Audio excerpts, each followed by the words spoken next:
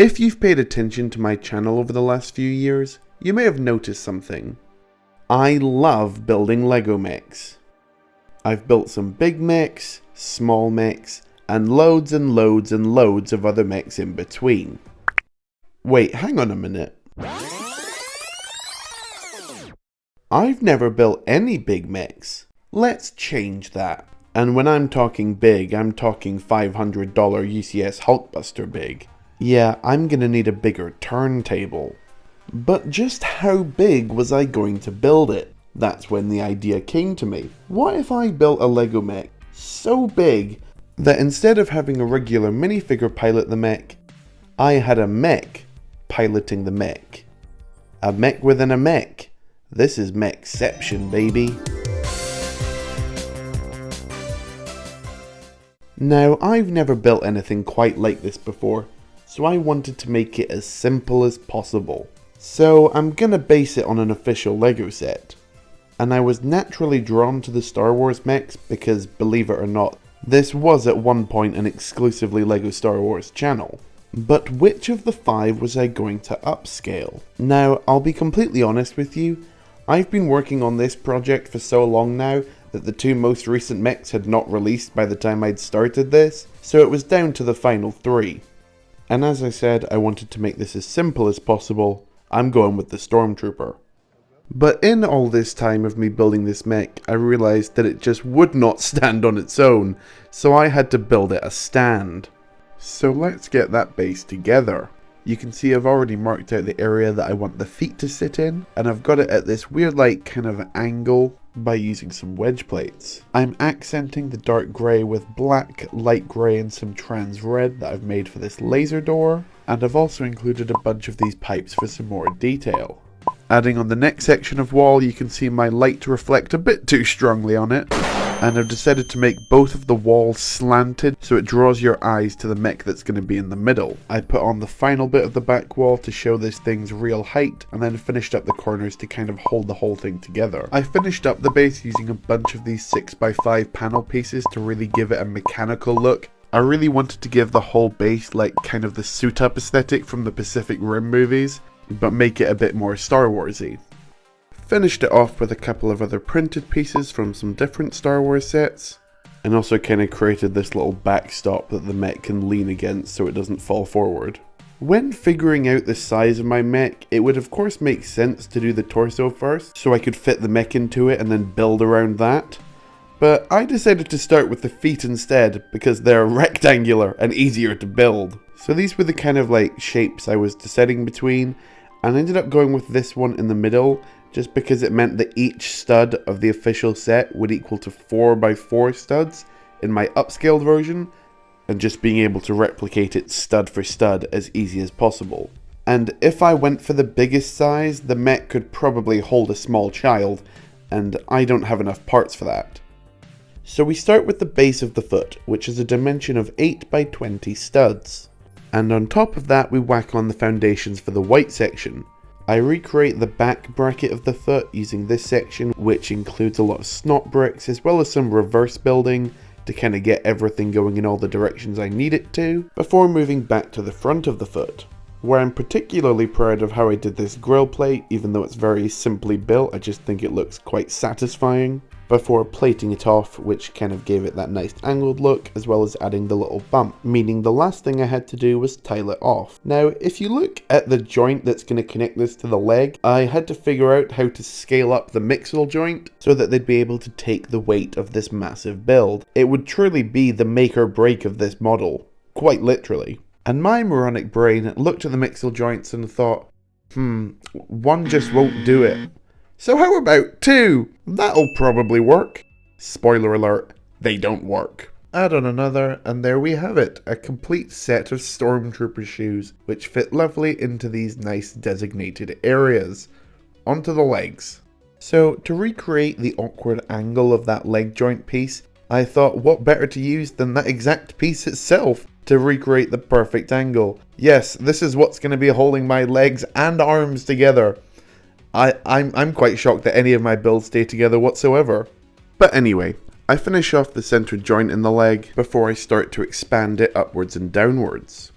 This section here is going to be the bottom where it connects down to the foot with all these dark grey pieces, and then up at the top's where it's going to connect to the body, again using just 2 mixel ball joints, before I cover the whole thing in this layer of black plate. Now this kind of like cone type shape thing here in the end was the only thing that I wasn't super happy with how I replicated it. It's an awkward shape to try and scale up, and I did my best. If you've got any better ideas, let me know. My next job was to replicate this kind of big oval that it's got on the arms and legs that LEGO decided to give them for some reason, which is easy enough to replicate and tile off at the top. And then on the side here, there's just a ton of snot bricks, which I attached this kind of like grill slopey type thing to, which finished off the legs pretty nicely, and then again replicated one for the other side. Yeah, I think they look pretty good, even if those molding holes and all the round pieces look a bit awkward. But that's LEGO's fault, not mine. I wanted to give you a bit of a closer look at how the foot and the leg connect to each other. You can see there's the 2 ball holders on the actual foot, and then the balls coming out of the leg. And you can see I've got these wedge plates sticking out from the bottom of the leg to kind of like act as like a stopper from either side, so that the leg can only go so far and not fall forward with the weight of it, which was definitely needed. And you can actually see there's also like a modified plate in there also to kind of just hold it in as much as possible. You'll see later that this doesn't end up working, but I tried my best. There's even some blue tack in the wedge plates there when I tried to stick it with that, but that also didn't work. But that was a problem for later me. The construction of the arms are not too far away from the construction of the legs. They're pretty much the exact same in terms of the base. It's just kind of what goes on top of it that's a bit different. That's except of course from the front, where of course I need to add the fingers. But generally outside of that it looks pretty similar until I get to this top section where it's got the big thumb on the end there. And then at the end, it's kind of got these 2 big rings as well. Again, no idea why. And then all we have to do is add his big 3 sausage fingers onto the sides, which I quite like. I just think they look kind of dumb and they kind of just flop around. But yeah, that's 2 big arms to add on as well. Pretty simple to build, but happy with the result. Now, the last part to build was of course the torso, the biggest section of the mech. And I started off with this giant grey slab, which kind of is based off the pre-molded piece that was introduced with these Star Wars mechs. And then we start filling out the rest of the base. We start at the bottom section, which is where the legs are going to attach to, obviously, as well as these clip sections here, which I'm particularly quite proud of. Then we add the section which the mech's going to stand upon, on this giant line of brackets, and fill in the front section a little bit more to get that rounded shape that's on the bottom, with that section going to be the 2 exposed studs that sit on the front as well. 2 more kind of angled bits to kind of get that nice shaping at the front. And that's where the main armor piece is going to be added. And then we start working on the back. I'm really happy with how this jumper plate look came out. I don't know why that's so important to me, even though no one's going to see it. I just think it's quite cute. As well as this kind of bracket, which is where the minifigure is supposed to stand, but it's where I'm going to end up sitting my mech. Again, 2 big more grills at the back. You'll notice that there is some cutouts on these.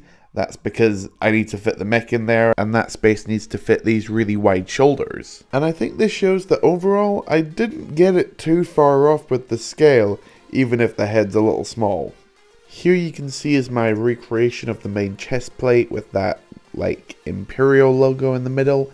It's not perfect, there's a couple of teeny tiny gaps here and there, but overall I think it's pretty close for quite a difficult shape. You can see in the back how I've kind of got some of these connections in there. There's skeleton arms, there's mixel joints, there's all sorts. And yeah, I'm really happy with the result. It is of course far too heavy to just be flipped up like this and for it to just kind of hold. I do need to connect it to those kind of grill plates on the back, but when I get the shape in there, I think it really does work and makes this body look really cool. Just like the set, you've kind of got that open side angle where you can see right into it, and I think that's really good because it means you can actually see the mech in some places. And yeah, I'm super happy with how this body turned out. So I think it's time to put the whole thing together. So the construction should snap together just like the actual set. You start with the feet, place them down. Of course, add the legs into there as we saw before. These are the bits that actually do connect together without any problem. You'll see everything else that I have to add in a second. It causes me some strain. You can see adding in the body here, I am being very, very careful in how I'm clipping it into the legs just making sure that I don't push down too hard so it doesn't buckle, and then leaning it against that backstop, getting the arm in there. The weight of having just one arm on makes it very unsteady as well, so I've got to very carefully snap the other one on as quickly as possible, and soon enough, it's all in. To truly capture the scale of the model, I wanted to include some minifigures in here, as well as some of the actual just normal set mechs. So I laid out 2 lines of Imperial soldiers, officers, and other mechs.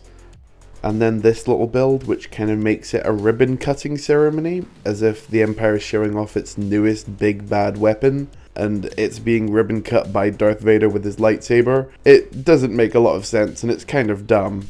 But then again, the whole idea is dumb, so it kind of just makes sense. And with that, that's the model complete. Stormtrooper Mechception. A Stormtrooper inside a mech, inside a mech. I'm super happy with how this came out in the end. I think it looks so ridiculous. But I think in terms of matching the set, I've done a pretty good job. Again, that cone piece isn't perfect, but I think outside of that, it's pretty close. Another thing I couldn't include was the Stormtrooper's weapon, because that would really make him so forward heavy and it would crash all over the table. In fact, the second I left this for even 10 seconds, I looked back and this had happened. So yeah, I definitely wasn't giving it a gun. Yes, it probably took me way too long to build, considering the set that this is based on is now retired, and it definitely wasn't when I started this. I love my Lego mechs, what can I say? And hopefully you do too, because if you made it this far into the video, you probably quite liked it. So you should probably subscribe to see some more. Maybe not quite this big, but mechs nonetheless. But yeah, I think it's just a fun model, and I think it's just a really good representation of what I like doing with Lego. Bringing my wild, ridiculous, and frankly stupid ideas to life.